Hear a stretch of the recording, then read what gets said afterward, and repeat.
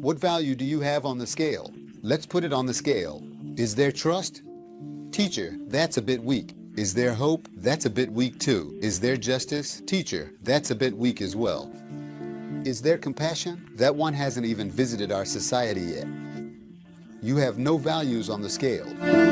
Let's hold on to the Quran. But what is its public aspect, the part that touches every person's life? You create such a mechanism. There, everyone who holds onto it, everyone who takes it into account, will have their rights and laws protected. What is that? In today's terms, it's a contract, a constitution. A merciful God, a compassionate God. When a person says Bismillahirrahmanirrahim, Rahman, Rahim, Allah with every step they take, we are expected to see this mercy in all of their actions. So, the opposite is this.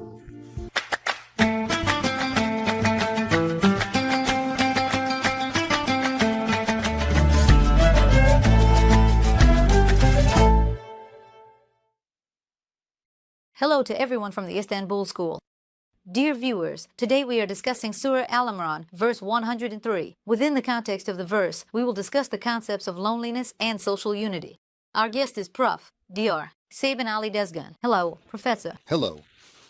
Professor, today we want to talk about issues like loneliness, individuality, social unity, and division. Surah Al-Imran 103. We will address them within the context of the verse. We are living in an era where individuality has greatly increased. Loneliness has also become very popular among young people. It's a frequent topic of discussion. We constantly see it on social media. People praise things like living alone in a one-bedroom apartment. They desire this, being alone. They think it's necessary for individuality. But on the other hand, the unity that the Holy Quran advises, being together, and the verses that say hold firmly to the rope of Allah are also there. How do you evaluate these two perspectives? How do you view loneliness in the context of social unity? With another verse, we mentioned Al-Imran 103. I'll talk about it and give the details. There is also a verse in the Surah al-Hashr, verse 19. Verse. In the context of these values, that verse is actually the most fundamental one. Both should be read together. When I mention it, viewers will remember. Do not be like those who forgot Allah, so He made them forget themselves. There's a strange cycle going on there. We can understand a person forgetting Allah. I mean, it will have very negative consequences. But for Allah to make a person forget themselves as a punishment or as a result is a very interesting analysis. Let's set this aside for now. We'll come back to it as the basis of our discussion. Secondly, in the verse we just mentioned, the phrase I want to draw attention to is this. Hold firmly to the rope of Allah, a rope. That's the word we'll use there. Depending on the context, when it comes to society, and here, the majority is mentioned and the command is to hold on together. The word habl and the word IP are interchangeable. What is IP that protects our rights and our law? What is it that protects the rights of the whole society? What is it that safeguards its laws? In fact, it is the law that reminds us of our responsibilities. It is the Constitution. Based on this verse, I have the opinion that the Prophet made the Medina Charter in this spirit. So, there is a command. Hold firmly to the rope of Allah, all together. What is the rope of Allah? Some say it is the Quran. So, how do we hold onto the Quran? In other words, what does the Quran promise us? This is a metaphysical acceptance. Let's hold on to the Quran. But what is its aspect that touches public life, every person's life? Dot to your feet. What is the part that affects it? You create such a mechanism that there, in that place, everyone who holds on to it, dot him, everyone who takes it into account, dot right, and their law are protected. What is that in today's terms? It's a contract. It's a constitution. It's like the Medina Charter that the Prophet himself established. At the same time, we continue. In this context, we're discussing what you call singularity or individuality. We've also titled our topic that way. Chasms and young minds. Actually, the mind of someone who is 70 or 80 years old can also be young. We are biological beings, so the mind itself has no age. When we say young minds, we don't necessarily mean young people who have just come of age. We're not just talking about our youth. If this problem exists, it's a problem for all minds. If questions are to be asked, all minds are asking them. When these questions are answered, there is a sense of satisfaction, a sense of fulfillment. When they can't find answers, that's when, little by little. Today, this is the very chasm expression we mentioned in reference to that scholar. He uses the term chasm, the Holy Quran, the one who made you brothers, the one who made you love one another, who made you brothers by connecting you to a common reference point, a center, a system of values. He's talking about Allah and His message, the Quran. Otherwise, if you lose your focus, your system of values falls apart, your framework disappears. If it goes away, it's like constantly living on the edge of a pit of fire. In other words, always in a state of being on the brink. Today, you could call this nihilism. Nihilism is a loss of meaning. If everyone feels this on a societal level, we call it enemy. We call it alienation. It's like I'm not really the subject of my own life, and I just want it to be over as soon as possible. In quotation marks, I mean, just let it end quickly. There are people who feel this way when they encounter this. A kind of lack of direction, a spiritual emptiness actually develops. Of course, one of the most serious issues here, and one that really needs to be overcome, is this. Losing one's sense of direction is one of the main problems that can be overcome. That hurts. Searching and questioning up until the age of 40, as described in the Quran, is about losing direction. Fusadika Dalan, he found you lost, trying to find your way. And then, Fahida, he showed you the path and guidance. For the person who searches, in some way, guidance is shown, that path is found. What matters is not accepting the situation we've fallen into. Not sealing off that situation, not making it absolute, not accepting that it's an insurmountable state or condition. This. The indicator of this? In other words, what shows that we haven't accepted the situation we're in? Questioning. The moment we ask a question about it, it means we have the desire and will to get out of there. That means this is a very good sign. What is the opposite of this? The opposite is what we call solipsism, where a person, like a snail, retreats into their own shell. It means withdrawing into their shell and cutting off contact with the outside world. They neither ask anyone questions nor answer the questions asked of them. This means our problem has gotten a bit bigger. It turns into indifference, and we actually see that they're not making any effort to come out of that shell. Yes, in other words, they definitely need to get out of it. The first step to coming out is accepting to communicate. That's good news. Now, in the verses I mentioned, especially in Surah al-Hashr, verse 19, the verse says, "Do not be like those people." Who should we not be like? Lord? They forget Allah. That's one. So the question is this. Remembering Allah. What does it bring? What does forgetting Him bring? And what kind of value system does Allah actually represent here? What comes to mind when we say Allah? If I were to ask you, when you think of Allah, do you think of justice or oppression? Justice. Justice comes to mind. When you think of Allah, do you think of mercy or do you think of injustice? Mercy. Mercy comes to mind. What is good? Whatever is good, we associate it with whatever is good with Him. This means that in a society where Allah's name is remembered, where He has a place in people's memories, it is truly expected to manifest Him. It is expected that those who are connected to that goodness, to a good being, will also be good. It is expected that those who are connected to a just Allah will establish a just system, conduct fair trials, and uphold justice among people. They are expected to carry out actions that will spread justice.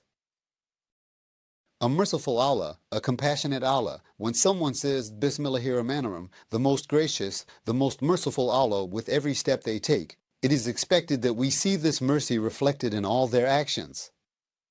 So, the opposite is this. If, in the society you live in, whether you feel it as an individual or the society as a whole doesn't feel it, justice. If you say, there is no mercy in this society, my friend, then Allah exists, but His manifestation and reflection are not present in this society. He exists, but the side of Him that touches us does not. There is theology, there is metaphysics, but the anthropological aspect, the part that touches people, is missing. There is a practical response. It is a kind of sin to erase the traces of God's existence in the realm where God reveals Himself. It is a very great sin. I mean, think of it this way. When you ask this question, my friend, are you a Muslim society? Yes. How do we know, brother? I mean, how am I supposed to know that you are a Muslim society? What is the sign of your being Muslim? First, I would say where there is trust. Because Islam, being a believer, the word mu'min and the word trust come from the same root. Safety and faith. Someone who is trustworthy, who can be relied upon. A Muslim is the one from whose tongue and hand other Muslims are safe. From the tongue. Every word and action that comes from him will have a positive impact on someone else's life. No one will ever be harmed. This is how a Muslim is defined, and a Muslim society is a society like this. So here's the question. Let's talk about this. When someone looks at you from the outside and observes how much the concept of trust holds a place in this society, you fail the test. Trust Index. Studies are being conducted around the world. Here is your face. 2 medicines. We can't get into the top 100.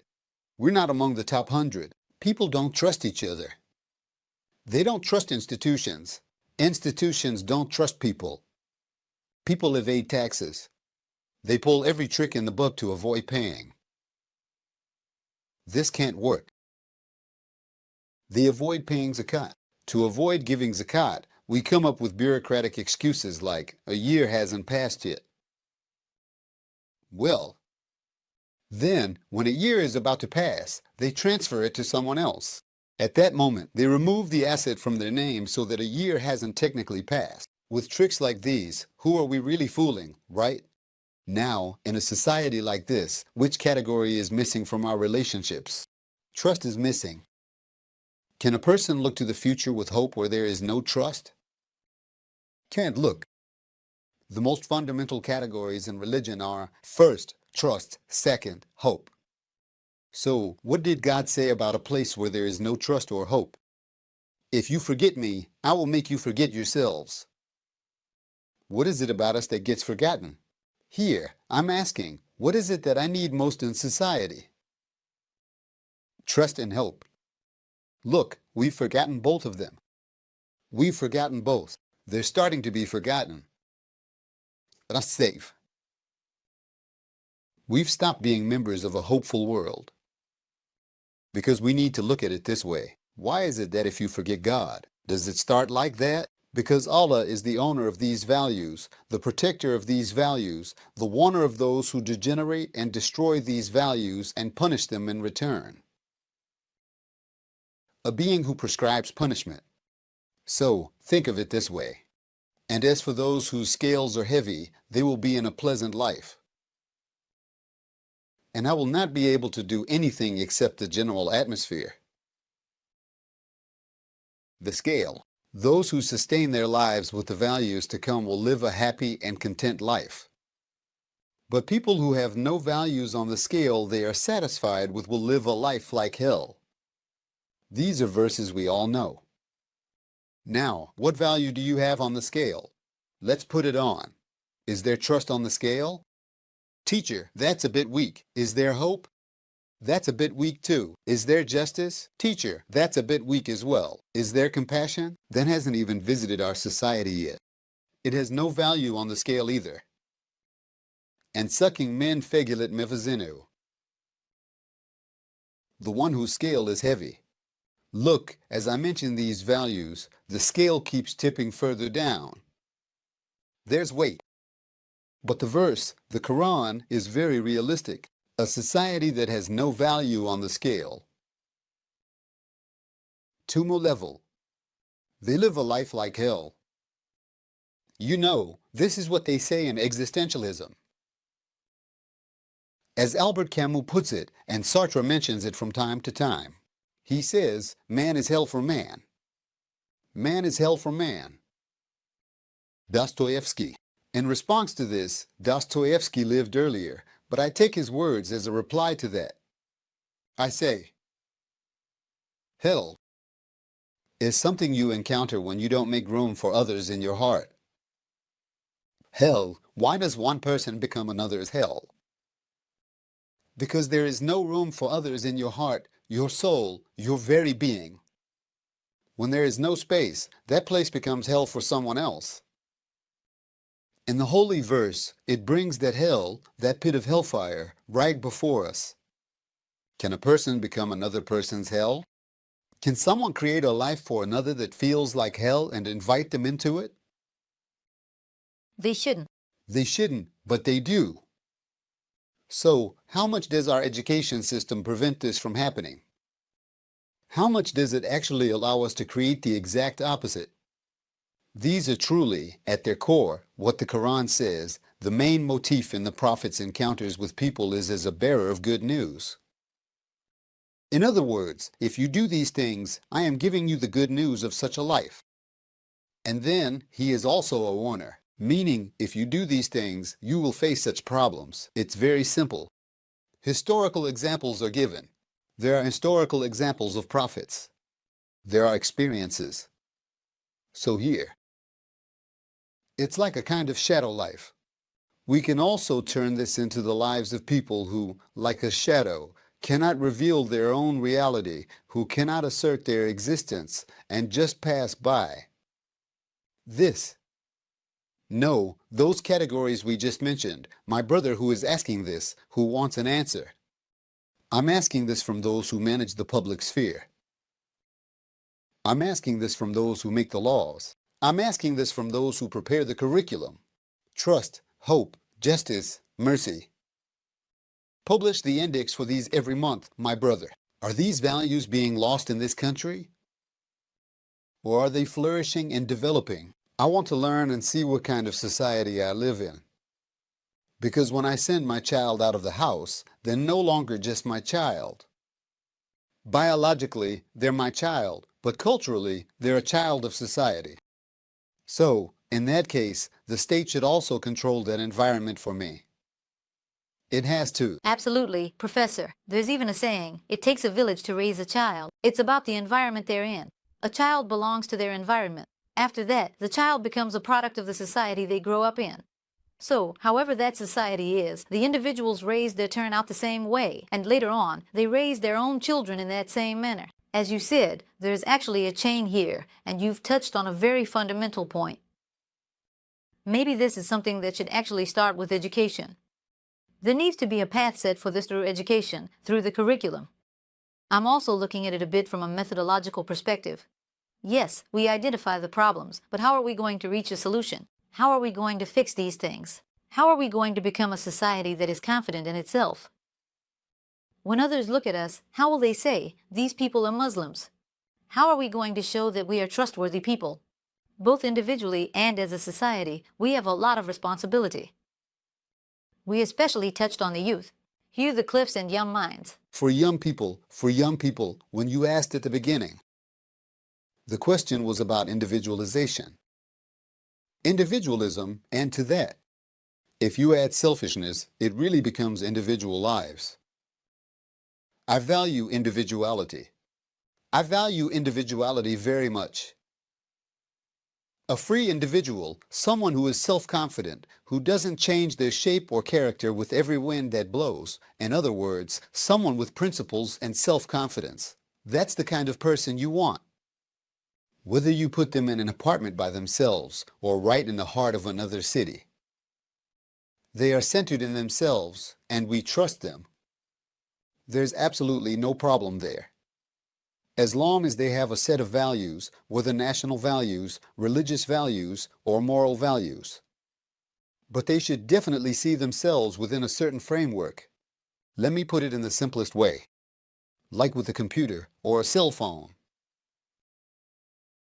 We install an antivirus program right from the start to protect it from viruses, so that while we're browsing or surfing, we don't get into trouble.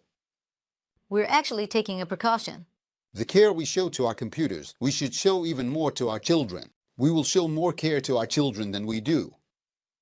We need to install an antivirus program in them as well. What are those senses of belonging? The feeling that you belong to something, that what you belong to, that value, will be good for you, that it will heal you. This is what they call resilience. Resilience against external blows, endurance, it's so important. Without experiencing trauma, without going through trauma. Because in life, things will come at you from all directions. It can come from anywhere. It can come from all sides. But let's equip our children, our youth, and their minds so that they are resilient against those shocks, those impacts. This is our responsibility. This is the duty of education, it's the duty of parents, and it's the duty of schools. That the values we give to children are protective values. Let's not just make them memorize these. Let's not have them memorize things just to forget them later. Let them put it into practice. Let it become a habit or a part of who they are. So, we also need to be careful about the values we choose. Don't teach children things they'll just forget. That's what I'm saying. Teach them things they can internalize, because that's exactly what all the values we just mentioned are about. So, why these values? If you ask why we call them moral, religious, or national values, it's because these are like our antivirus programs. We need these. Once these are instilled from the ground up, even if they reach a certain age and face all kinds of difficulties, you see them display a Muslim stance there. Human first, first and foremost, be human. Then, be a believer, be a Muslim. But the most important thing is that we are human, and my core philosophy is to treat other people as human beings simply because they are human. In other words, a person's being Muslim, being a believer, should be according to human standards, according to God's. He should first learn that he must show love, respect, and compassion to everyone because they are God's servants. After that, if he wants to do some extra good for those who are close to him, that's up to him. But the point where the world has ended up today is that, in the sense we're talking about, no one sees another person as themselves. In a world where othering is spread like a disease or a virus, I think we need the opposite of that. Thank you very much, Professor, for your valuable comments. Dear viewers, we talked about alienation, individualization, and social unity in the modern era today. See you in the next episode. Goodbye.